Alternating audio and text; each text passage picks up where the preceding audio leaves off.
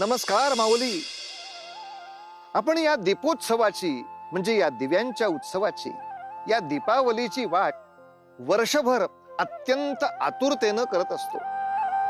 या उत्सवाच्या वेळेला आपल्या आनंदाला पारावार म्हणून राहत नाही. आणि याच वेळी निसर्गातल्या विविध प्रतीकांचं सुद्धा आपण पूजन करत असतो. त्यांचं आपल्या जीवनातलं अनन्यसाधारण महत्व आपण समजून घेत असतो. वसुवर्षेला गोमातेचं पूजन करतो. आसुरी प्रवृत्तींवरचा विजय तो नरक चतुर्दशीला साजरा करतो. तसंच लक्ष्मी पूजन, बलिपूजन आणि त्याच्यानंतर भाऊबीजेचे सुंदर सुंदर आपले नात्यांचे पैलू, अशा विविधांगी पद्धतीनं ही दिवाळी आपल्या जीवनामध्ये बरंच काही घेऊन येते आणि बरंच काही आपल्याला देऊन जाते. आणि त्यातला महत्वाचा पैलू म्हणजे नरकासुराचा वध. आता भगवंतानी त्याच्याशी छेडलेलं युद्ध अत्यंत उत्कंठावर्धक अशा टप्प्यावर आलाय. तेव्हा आता काय होणार पुढील अध्यायात बघूया. प्रभू प्रभू, असुरांचा राज्यपाल पंचमुखी मूर काही केलं नष्ट होत नाहीये. आपले संपूर्ण सैन्य त्यांच्या समोर पराभूत होत आहे. सैनिक, आधी त्यांना वैद्यांकडे उपचारासाठी घेऊन जा. हो प्रभू.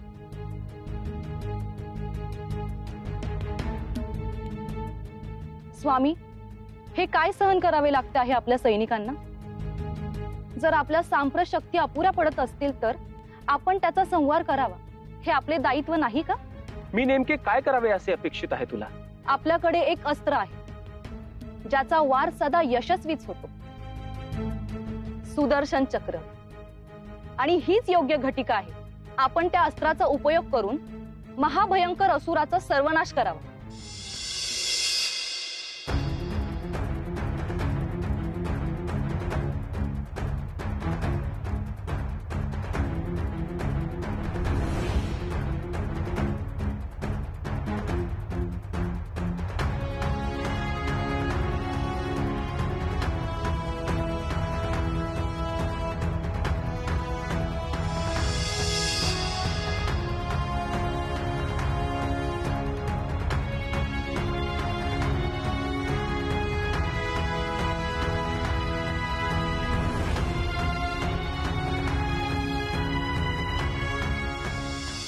प्रभू प्रभू प्रभू, एक शुभवार्ता आहे.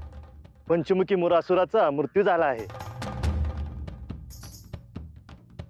सुदर्शन चक्राने त्याचा शिरच्छेद झाला आहे.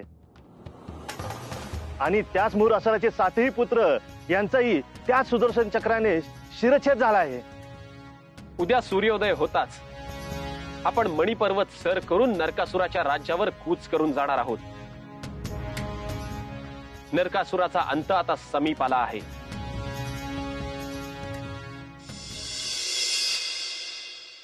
माझी श्री विष्णूंवरची श्रद्धा मला स्पष्टपणे सांगत आहे, ते आपली सुटका करण्यासाठी हे आपल्या नवीन अवतारात प्रकट होणार आहेत. तो क्षण आता समीप आला आहे.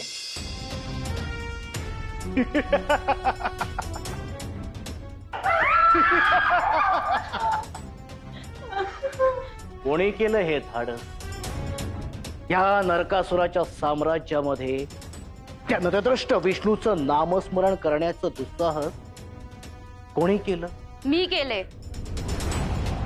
काय शिक्षा देशील? मारून टाकशील? मृत्यूचे भय आम्हाला नाही, कारण आमचे रक्षण स्वयं आमचा हरी करतोय. असं? हरी? कोण हरी? कुठं आहे तुमचा हरी?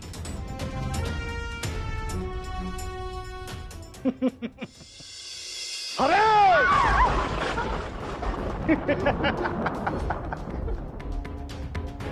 तुमचा हरी या साध्या धरणी कंपापासून तुमचा बचाव करू शकला नाही. मग या नरकासुराच्या प्रलयापासून तुमचं रक्षण कसा करू शकेल तुमचा हरी? या नरकासुराच्या कोपापासून अभय देऊ शकेल अशी व्यक्ती एकच, स्वतः साक्षात असुर श्रेष्ठ नरकासूर. इतका अहंकार योग्य नाही नरकासूर. भगवंत सारे काही पाहतो आहे. तो आमची सुटका निश्चितच करेल. आम्हाला इथून मुक्त करेल. असे मुक्त करेल? आणि काय करणार तुम्ही इथून मुक्त झाल्यावर? काय असेल तुमचे भवितव्य? ज्या क्षणी तुम्ही या नरकासुराच्या बंदिवासात बंदिस्त झालात त्या क्षणी तुमचं अस्तित्व, तुमचं आयुष्य बाह्य जगासाठी संपुष्टात आलं. नाही नरकासूर, तुझा हा समजही दूर होईल. आमचा हरी आम्हास नवा जन्म देण्यास अवतारित होईल.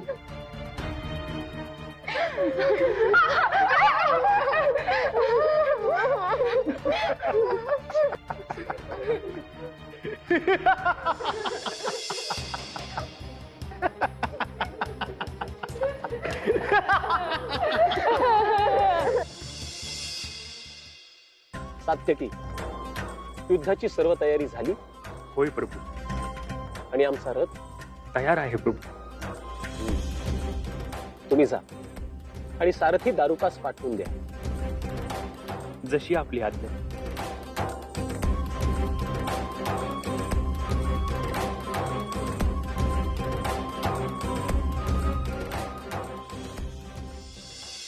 नियोजित वेळेनुसार युद्धास निघावयास हवे. परंतु सारथी दारुक अजून आला कसा नाही? दारुक, सारथी दारुक.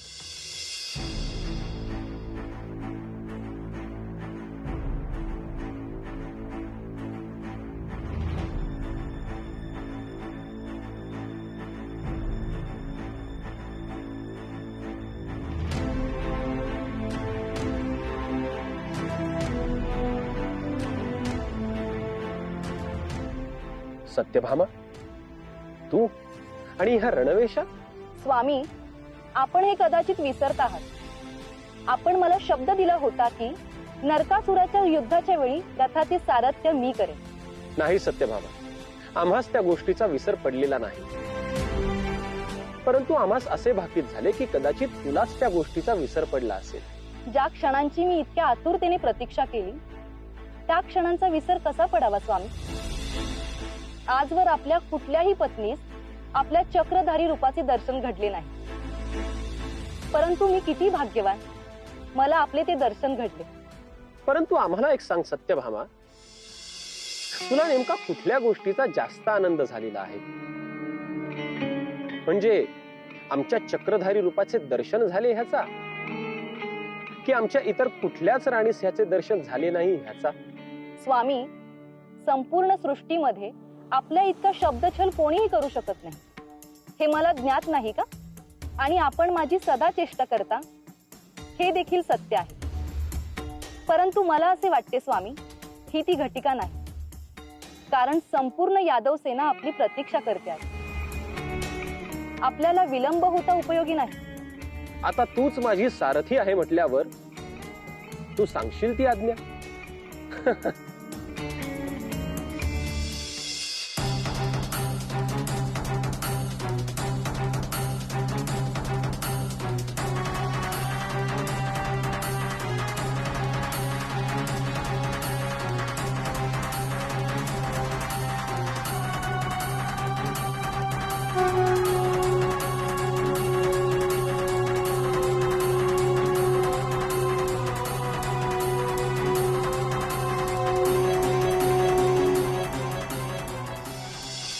आक्रमण!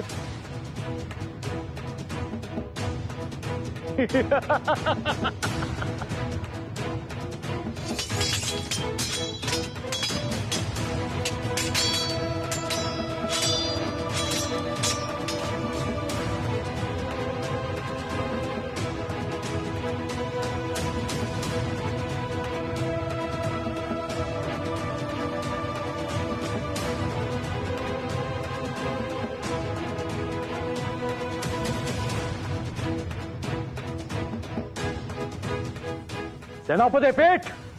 आक्रमण! सावधान कृष्ण!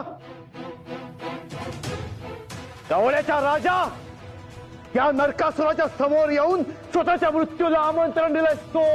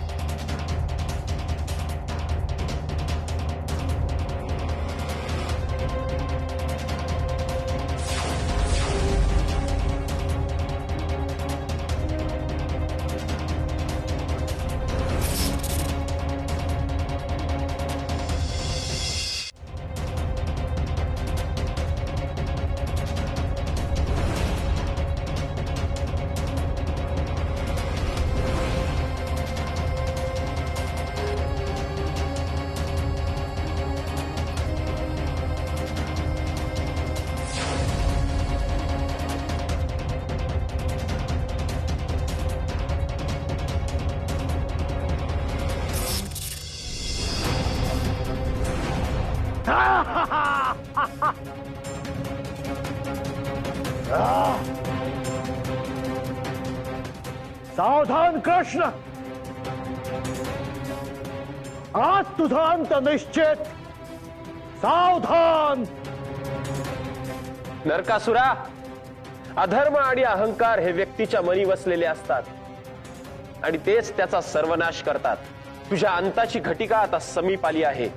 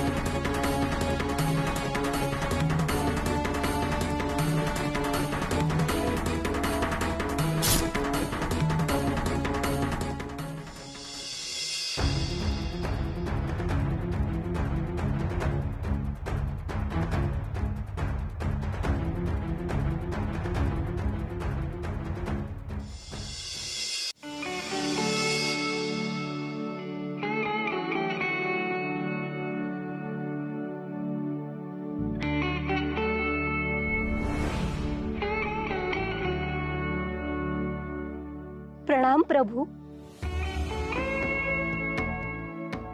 देवी पृथ्वी, आपण नरकासुराशी युद्ध करण्याचा प्रसंग आला तेव्हा तुमचा विचार मनात डोकावून गेला. कितीही क्रूर आणि दुष्ट असला तरी तो तुमचा पुत्र होता. नाही द्वारकाधीश, ही आपली थोरवी म्हणावी लागेल की आपण इतका मनोभावे विचार केला. खरे तर मी येथे आपले आभार मानावयास आली आहे. माझा पुत्र भौमासूर अर्थात नरकासूर यास आपण कंठस्नान घातले, हे त्याचे देखील भाग्यच आहे. त्याच्या कुकर्मांची शिक्षा त्यास मिळाली. देवी पृथ्वी, एक वीर माताच असे बोल कथन करू शकते. खरंच या पृथ्वीमध्ये किती ममत्व आहे याचा आज आम्हाला नव्याने प्रत्यय आला. हे मुरलीधर, माझी हीच ममता आज आपल्याकडे एक साकडे घालू पाहते आहे. बोला देवी. आजचा हा दिन नरकासुराचा वध झाला तो दिन धर्माचा अधर्मावर झालेला विजय म्हणून संपूर्ण सृष्टीने साजरा करावा. अश्विन मासातील ही चतुर्दशी नरक चतुर्दशी म्हणून साजरी केली जावी. आजच्या दिवशी संपूर्ण सृष्टीने नरकासुराच्या अंताचा आनंद दिवे लागणी करून साजरा करावा. तथास्तु.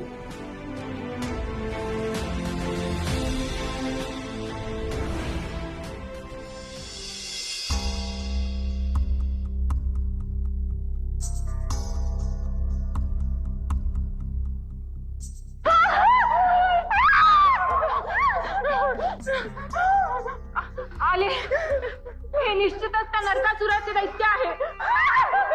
शांत व्हा, घाबरू नका. मी कोणा नरकासुराचा दूत वा त्याचा सखाही नाही. माझे ऐका. ज्या नरकासुरामुळे तुम्हाला नरक यातना भोगाव्या लागल्या त्या नरकासुराचा वध द्वारकाधीश प्रभू श्रीकृष्णांनी केलाय.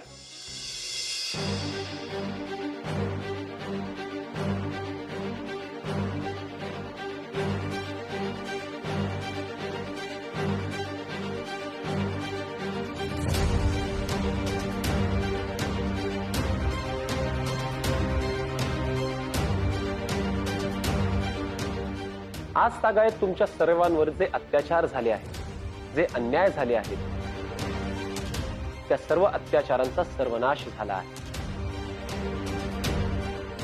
नरकासूर हा आता भूतकाळ झाला आहे.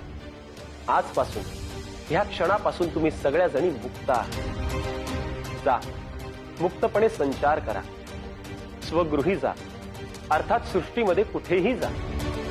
तुम्ही आता मुक्त आहात.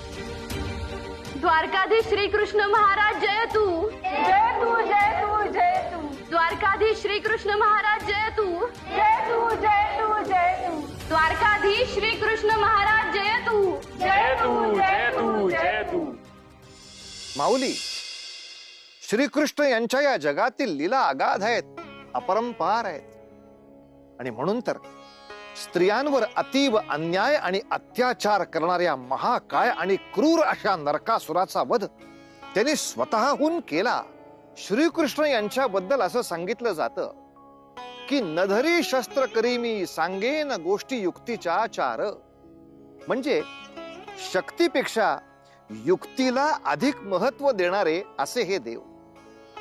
पण या युद्धात जिथं त्यांना आपल्या शक्तीचं सामर्थ्य दाखवून द्यायचं होतं तिथे त्यांनी त्याचा योग्य वापर करून नरकासुराचा वध केला आणि त्याच्या बंदीमध्ये असलेल्या 16 सहस्त्र स्त्रियांना मुक्त केलं. ज्या दिवशी त्यांनी हा पराक्रम केला तो दिवस होता कार्तिक कृष्ण चतुर्दशी अर्थात नरक चतुर्दशी. याच कथेचा पुढला अंश घेऊन भेटूया उद्या. तोवर उतू नका, मातू नका, घेतला वसा टाकू नका.